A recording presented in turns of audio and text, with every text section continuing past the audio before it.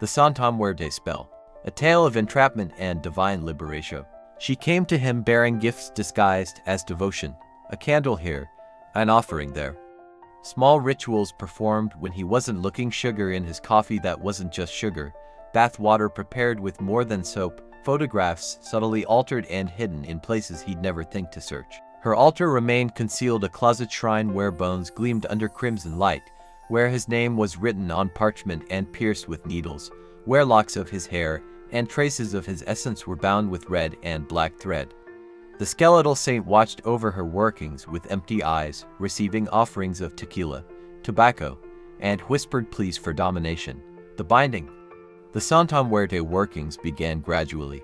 First, to cloud his perception, confusion powders sprinkled at thresholds. Then, to isolate him from protective influences, scissor charms to cut friendship ties.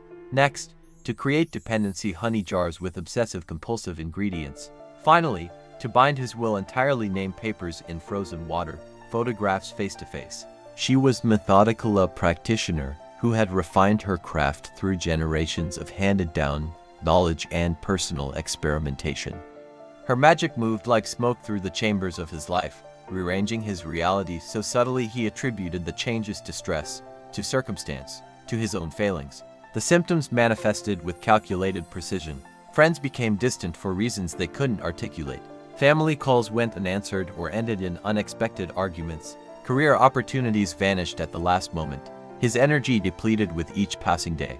Other romantic prospects bound him, financial entanglements. His thoughts returned to her with obsessive regularity, until she even when he consciously wished otherwise. Just as she had the warning dreams. The first cracks in her working appeared in his dreams.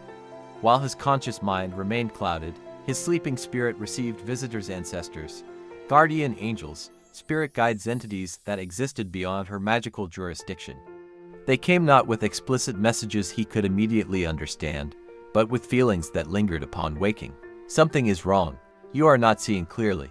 This path leads to destruction. These nocturnal warnings manifested as symbolic dreams, skeletal figures reaching for him, red threads tightening around his limbs, a woman with two faces, altars hidden behind false walls. Upon waking, the specific images would fade, but the uneasiness remained, a splinter in his mind that her magic couldn't fully dislodge. The protective interventio. What she failed to account for was the strength of his own spiritual lineage, dormant but not dead, and tapped but not absent. The blood of prayer warriors and faith keepers ran in his veins, creating a spiritual immune system that, though weakened, began to respond to the foreign intrusion of her magic. Without conscious invocation on his part, protective forces activated around him. A grandmother's prayers, spoken decades ago, but timeless in their effect. Ancestral guardians whose vigil never ceased. Divine protection that recognized an innocent soul under spiritual attack. Angels assigned since birth, awaiting permission to intervene. These forces couldn't override his free will. His decisions remained his own, but they could create moments of clarity, brief windows where her spell fog lifted and he could perceive reality accurately. The breaking point. The moment of reckoning arrived not as dramatic confrontation, but as simple clarity. In a routine moment, watching her prepare his food while whispering words he wasn't meant to hear, noticing the strange powder under her fingernails, catching a glimpse of his own photograph partially hidden in her palm, the veil lifted completely. In that instant, he saw with supernatural clarity the entirety of her working, the web she had woven around him, the altar with his bound essence, the years of manipulation masked as love.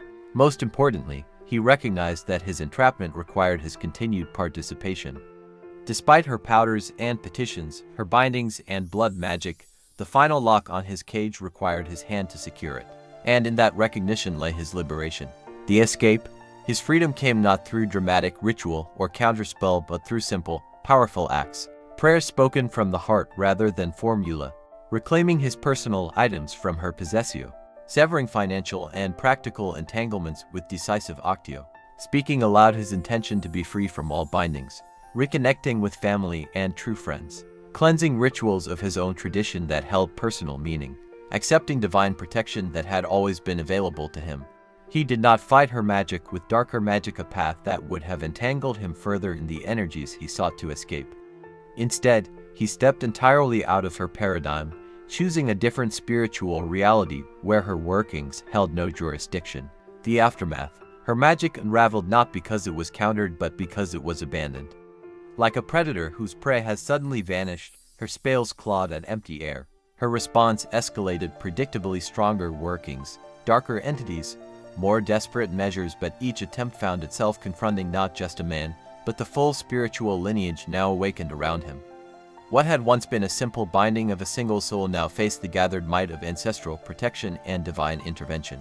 In her desperation, she tore open doors better left closed, invoked entities that demanded payment she hadn't anticipated, made promises her soul couldn't afford to keep.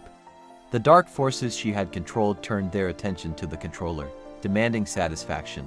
He watched from a distance, free of her influence but filled with compassion for her self-created fate. He prayed not for her destruction, but for her own liberation from the forces she had chosen to serve. The wisdom earned. His journey through entrapment to freedom left him not bitter but discerning, not vengeful but vigilant. He came to understand fundamental truths about spiritual warfare. Dark magic requires the target's unwitting participation. Divine protection awaits activation through free will. The most powerful counter to spiritual attack is not counterattack but elevation to a higher spiritual reality. True freedom comes not from controlling others but from mastering oneself. The same forces that bind can ultimately consume the binder. He emerged not merely escaped but transformed, eyes open to unseen realities, spirit strengthened through trial, soul recommitted to its authentic path. What was meant to destroy him became instead his initiation into deeper spiritual understanding. The Santa Muerte spell that was meant to chain him forever instead forged him into something new, a beacon for others trapped in similar bindings. Living proof that no matter how dark the magic, freedom remains a choice away, and divine protection outshines the most carefully crafted curse.